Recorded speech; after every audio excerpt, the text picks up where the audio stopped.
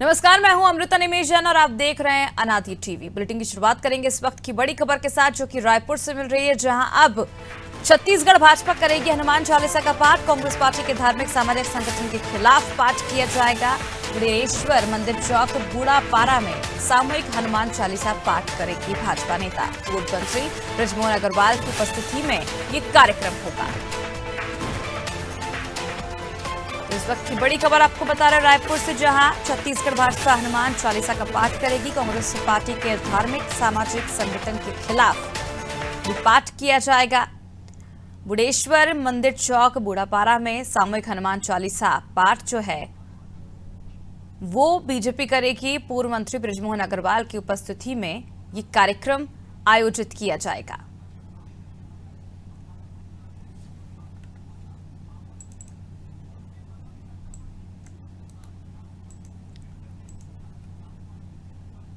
तो बता दें, चुनावी साल है और चुनावी साल में लगातार कांग्रेस से बीजेपी एक दूसरे पर हमलावर है और इसी के तहत अब छत्तीसगढ़ भाजपा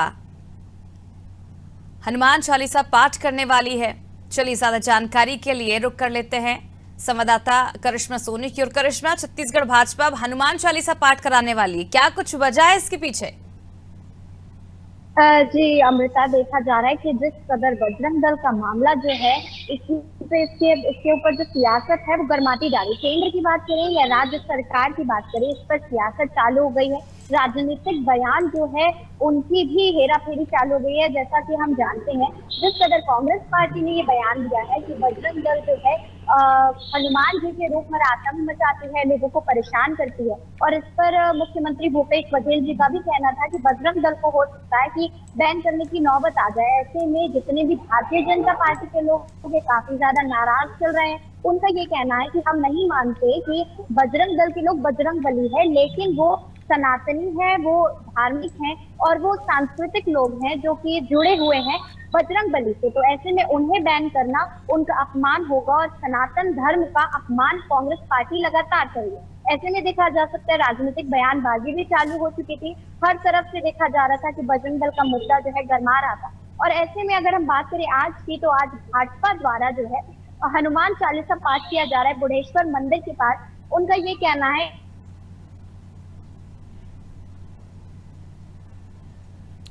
तो बता दें आपको, देखिए चुनावी साल है और ऐसे में लगातार किसी न किसी मुद्दे को लेकर राजनीति गरमा रही है। अब छत्तीसगढ़ की ही बात करें तो छत्तीसगढ़ में भी छत्तीसगढ़ भाजपा हनुमान चालीसा का पाठ कर रही है। कांग्रेस पार्टी के धार्मिक सामाजिक संगठन के खिलाफ ये पाठ किया जा रहा है।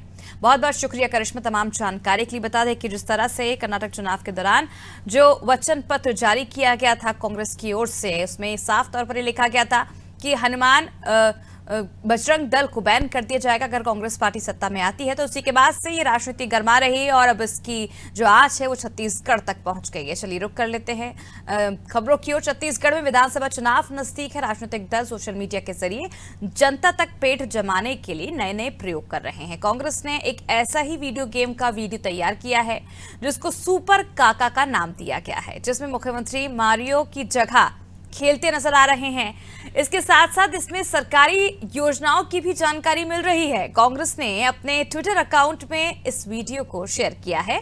सुपर काका के इस वीडियो को तमाम सोशल मीडिया साइट्स पर अपलोड किया गया है और कई विधायकों ने भी इसे शेयर किया है।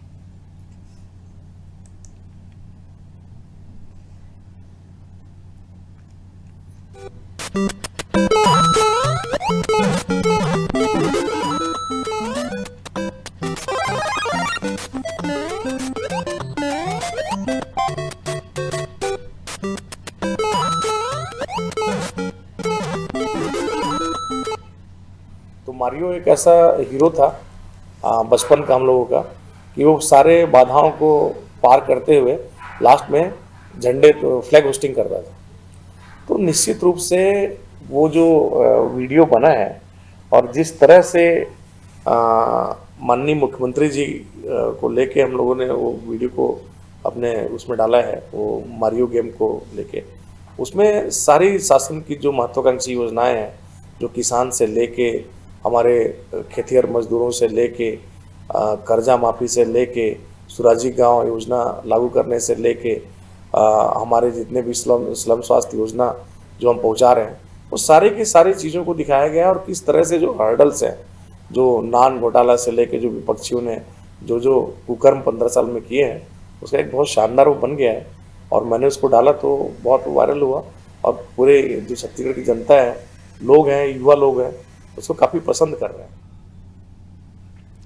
चलिए अब रुक कर लेते हैं एक बार फिर संवाददाता करिश्मा की ओर। करिश्मा, जिस तरह से हम देख रहे हैं तस्वीरों में, एक अब वीडियो गेम के तहत जिस तरह से प्रमोट किया जा रहा है सोशल मीडिया में कांग्रेस पार्टी चुनाव से पहले अपने सीएम को, तो ऐसे में क्या लगता है कि अब बीजेपी की क्या कुछ प्रतिक्रिया रहेगी, बीजेपी क्या कुछ प्लान तैयार करेगी? क्योंकि ये वीडियो जो है सोशल मीडिया पर जमकर वायरल हो रहा है और जो युवा है वो भी काफी दिलचस्पी से इस वीडियो को देख रहे हैं। जी अमृता, देखा जा सकता है कि जैसे जैसे चुनावी वर्ष करीब होता है और राजनीतिक जो ये सारी चीजें हैं वो काफी तीव्र हो जाती है। ऐसे में अलग अलग आइडियाज जो है दोनों पार्टी लगाती हैं। अगर हम किसी भी राजनीतिक पार्टी की बात करें तो कैंपेनिंग सबसे महत्वपूर्ण होती है, प्रचार प्रसार जो होता है काफी महत्वपूर्ण होता है। ऐसे में देखा जा सकता है कि कांग्रेस पार्टी लगातार जो है बहुत ही अच्छी तरीके से प्रचार प्रसार कर रही है और एक नया गेम का भी लॉन्च कर दिया गया है, जैसे कि हम देख सकते हैं काका सुपर मारियो गेम जो है, और लोगों को काफी लोकप्रिय है ये वीडियो अगर देखा जाए तो, क्योंकि इस वीडियो में दिखाया जा रहा है कि किस तरह मुख्यमंत्री भूपेश बघेल जितनी भी कठिनाई है उनको पार करते हुए गोधन योजना की अगर बात करूं, कन्या विवाह योजना की बात करूं, अन्य योजनाओं की बात करूं, गौठानों की, नरवा गरवा घरवा बात, तो ऐसी समस्त चीजें जो है इसमें मुख्यमंत्री पार कर कर इन योजनाओं को लाते हैं और किस कदर इस गेम को जीत जाते हैं। तो ये जो गेम है देखा जा सकता है कि चुनावी वर्ष के लिए बनाया गया है और किस कदर ये चुनाव के लिए ही बनाया गया है कि ये सारी चीजें जो है मुख्यमंत्री ने निकाली है।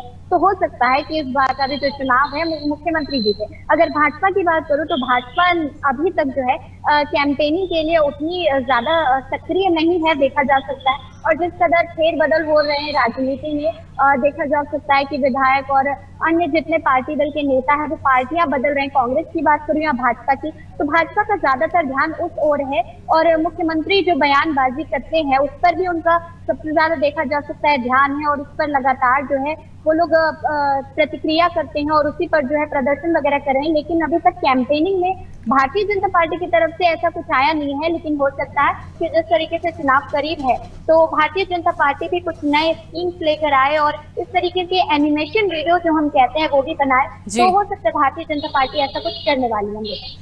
बिल्कुल करिश्मा, देखने वाली बात होगी कि अब भाजपा क्या कुछ करने वाले, क्योंकि भाजपा की तरफ से अभी इतनी कैंपेनिंग नहीं देखी जा रही जितनी कांग्रेस की देखी जा रही। कांग्रेस ने बड़े ही क्रिएटिव तरीके से इस बार अपने आप को प्रमोट कर रही है आने वाले चुनावों में, और जो आरोप प्रत्यारोप का दौर चलता है उसे लेकर भी काफ़ी सीएम भूपेश बघेल ध्यान रखते हैं कि किस तरह से इसके जवाब देने हैं विपक्ष को। और अब देखिए जिस तरह से वीडियो वायरल हो रहा है, सोशल साइट पर इसे अपलोड कर दिया गया है, लोग काफ़ी ज़्यादा इसे दिलचस्पी के साथ, बड़े इंटरेस्ट के साथ इसे देख रहे हैं, खासकर युवाओं के बीच ये काफी ज्यादा लोकप्रिय बना हुआ है। बने रहिए हमारे साथ करिश्मा, आपसे और जानकारी हम लेते रहेंगे।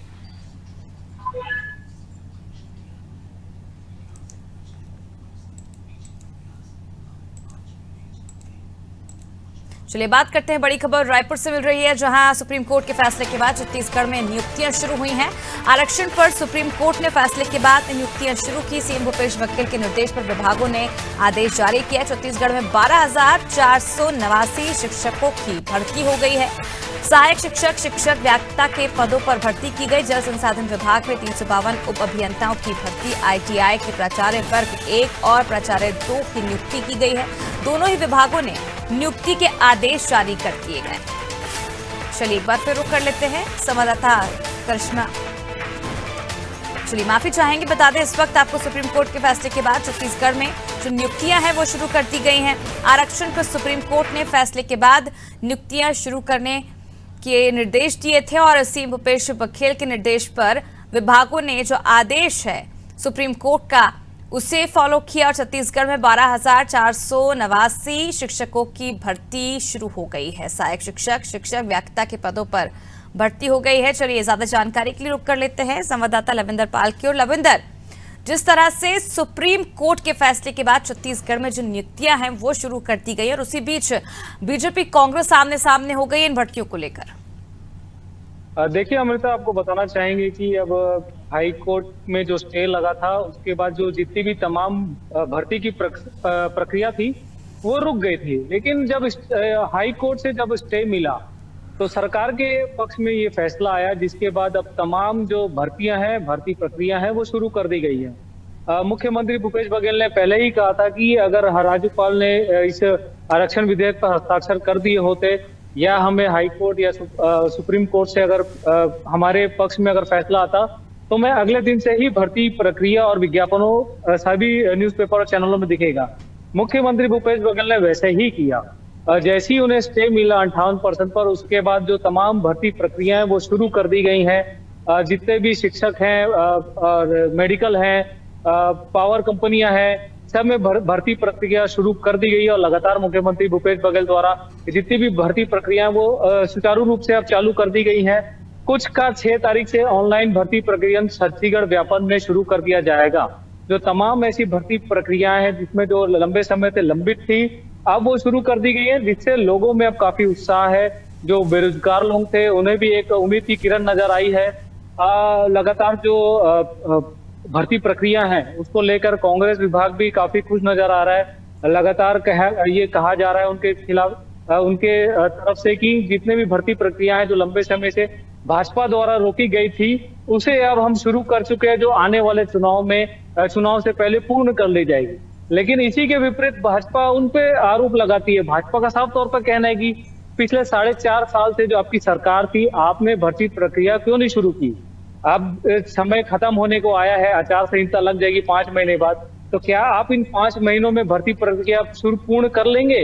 इस पे एक सवालिया निशान खड़ा किया है। उसके बाद राजेश मूणत जो पूर्व मंत्री है, उनका भी यही कहना है कि जो बेरोजगारी भत्ता आपने अपने मैनिफेस्टो में रखा था, उसकी जो बात कही थी उसमें आपने सीधा कहा था कि जितने भी बेरोजगार है उन्हें बेरोजगारी भत्ता दिया जाएगा।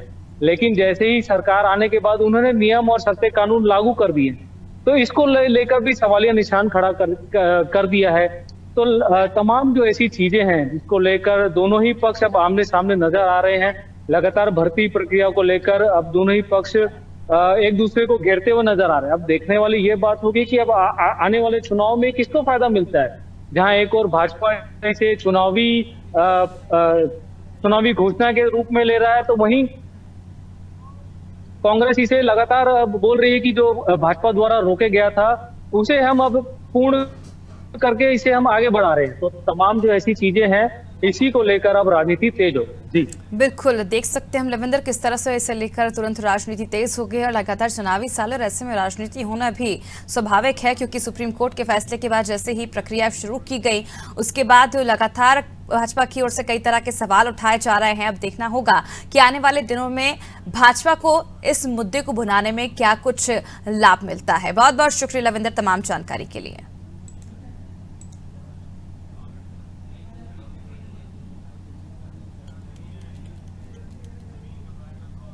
तो रायपुर में एक मां ने अपनी बेटी के साथ जहर खा लिया है। बता दें कि आपको 5 साल की बेटी के साथ जहर खाकर मां की मौत हो गई। बेटी गंभीर है, जिसके चलते उसे अस्पताल में भर्ती कराया गया है। चक्रधर नगर थाना क्षेत्र का ये मामला बताया जा रहा है। तो इस वक्त की बड़ी खबर आपको बता रहे हैं कि रायगढ़ में मां ने 5 साल की बेटी के साथ जहर खाया।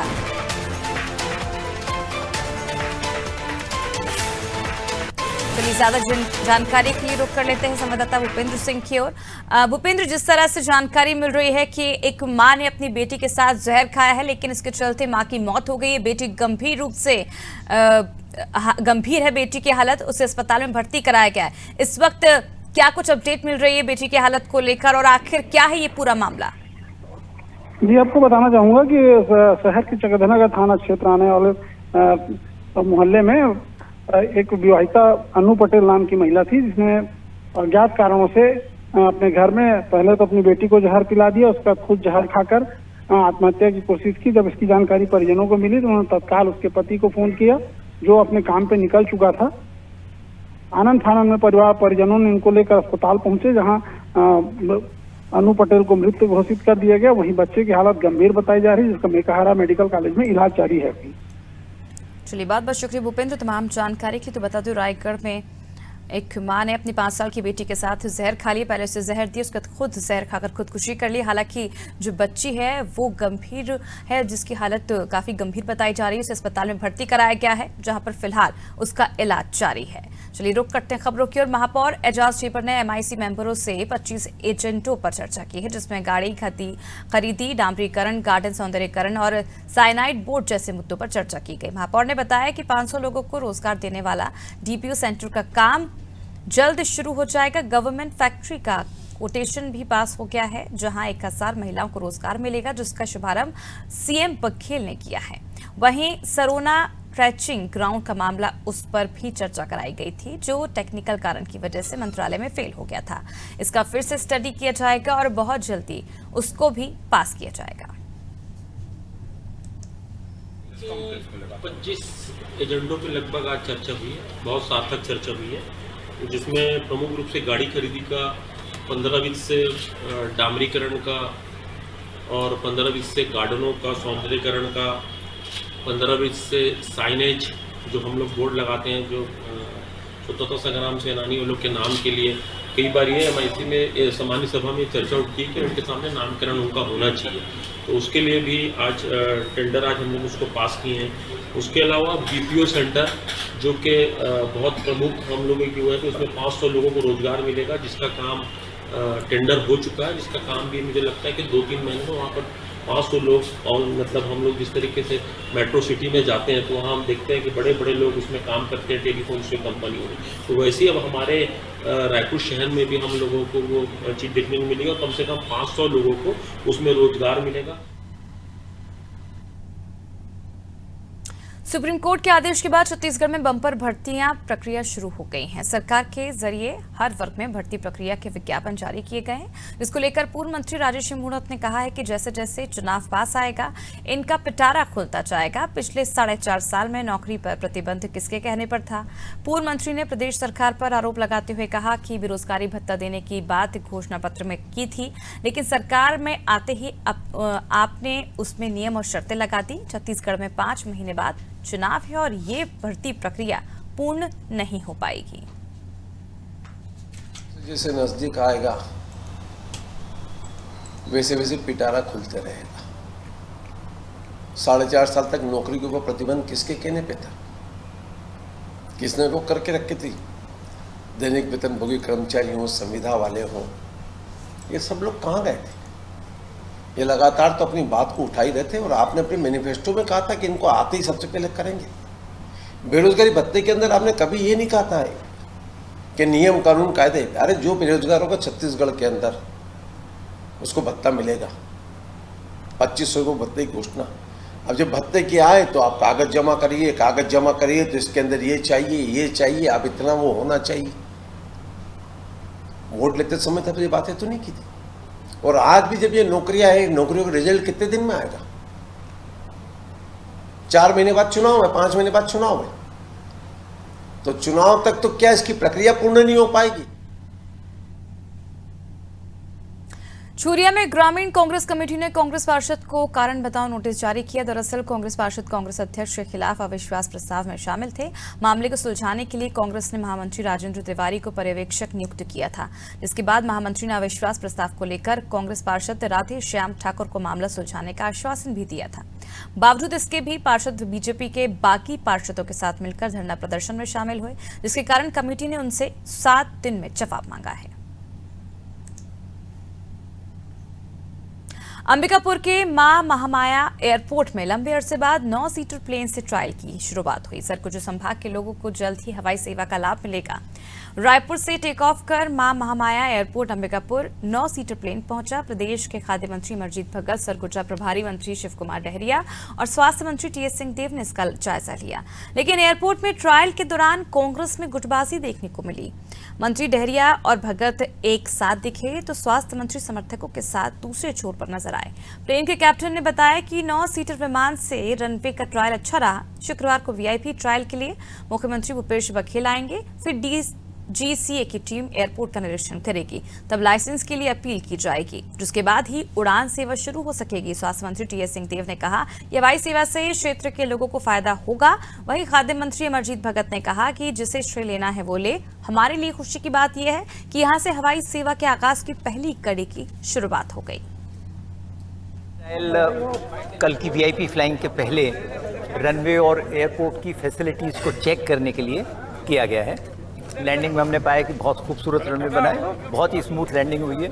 हमें इसकी क्वालिटी के बारे में पूरी तरह से आश्वस्त है। तो कब से ट्रायल शुरू, मतलब उड़ान कब शुरू? CM साहब का प्लान कल आने का है और इसके बाद DGCA की टीम यहाँ पे लाकर हम इसकी लाइसेंसिंग कराएंगे। तत्पश्चात आपकी फ्लाइंग शुरू हो जाएगी। कितनी सीटर की उड़ान वो फ्लाइट रहेगी? ये अभी तय नहीं है। छोटा एयरक्राफ्ट हुआ तो 19 से 20 सीटर का होगा, अन्यथा ATR 72-600 होगा। किराया क्या? 75 का। ये RCS के अंतर्गत में उड़ेगा। 1 घंटे के लिए 2500 रुपये किराया होगा। नई हवाई पट्टी बनने के बाद में आज हवाई जहाज की पहली लैंडिंग हुई है। ये हम सब के लिए बहुत ही उत्साह और खुशी की बात है। बरसों दशकों से इंतजार जिस बात का था, अब लगता है उस दिशा में हम लोग बढ़ गए हैं। मेरी जानकारी के अनुसार 9 से 12 के बीच में DGCA की टीम आ सकती है अंतिम अनुमतियां देने के, निरीक्षण करने के लिए। और अंतिम निरीक्षण करने के बाद हो सकता है 1 महीने के अंदर परमिशन मिल जाए। तो C ग्रेड C3 ग्रेड का इसमें नाइट लैंडिंग फैसिलिटी अभी नहीं है, तो वो वाली परमिशन मिलने की संभावना है और फिर हवाई जहाज उतर सकता है। सरगुजा के लिए हवाई सेवा मिलना एक बड़ी उपलब्धि है। सरगुजा अंचल के लोगों को बहुत समय से प्रतीक्षा था कि हवाई सेवा शुरू हो और उसमें बहुत समय लग गया, लेकिन माननीय मुख्यमंत्री जी ने जितना पैसा यहाँ के लिए चाहिए उतना पैसा उन्होंने दिया और अधिकारियों ने भी खूब मेहनत किया। उनको लिमिट टाइम में, रिकॉर्ड टाइम में इसको तैयार करके दिया है। रायपुर में भाजपा प्रदेश महामंत्री OP चौधरी का बड़ा बयान सामने आया है। चौधरी ने कहा कि मुख्यमंत्री ने बजरंग दल के प्रदर्शन का एक बच्चे का वीडियो सार्वजनिक सभा में जारी किया, जिस पर उन्होंने सवाल उठाया है। कांग्रेस सरकार बजरंग को बैन करने की बात कह रही है, जबकि बजरंग दल धार्मिक संगठन है। इस संबंध में बाल संरक्षण आयोग में CM के खिलाफ शिकायत दर्ज कराएंगे। मुख्यमंत्री भूपेश बघेल ने कल एक सार्वजनिक मंच पर एक बच्चे के वीडियो को सार्वजनिक किया, उसे गाली देते हुए दिखाया और साथ में कहा कि यह बजरंग दल का सदस्य है। ठीक 1 दिन पहले मुख्यमंत्री भूपेश बघेल ने ही कहा था कि वह बजरंग दल को ठीक कर देंगे। दोनों घटनाओं को तारतम्य में हम देखें तो उस बच्चे के संदर्भ में मुख्यमंत्री भूपेश बघेल की मंशा बहुत खतरनाक प्रतीत होती है। इस पूरे घटनाक्रम में उस बच्चे के कानूनी अधिकारों के पक्ष तो है ही, साथ में उसकी सुरक्षा को भी गंभीर खतरा पैदा हो सकता है। दरअसल राष्ट्रवादी ताकतों और सनातनी संगठनों से मुख्यमंत्री भूपेश बघेल जी डर गए हैं और बौखलाहट में किसी भी हद तक जाने को तैयार बैठे हैं। एक जिम्मेदार संवैधानिक पद पर बैठे हुए व्यक्ति का इस तरह से आपा खो देना घोर निंदनीय है। इस पूरे घटनाक्रम की विधि विशेषज्ञों से भारतीय जनता पार्टी चर्चा कर रही है, राय ले रही है और अगर जरूरी हुआ तो बाल संरक्षण आयोग में जाना या अन्य कानूनी पहलुओं पर भी भारतीय जनता पार्टी विचार करेगी। फिलहाल मेरे साथ इस वक्त की बुलेटिन में इतना ही। आप देखते रहिए नादी TV। नमस्कार।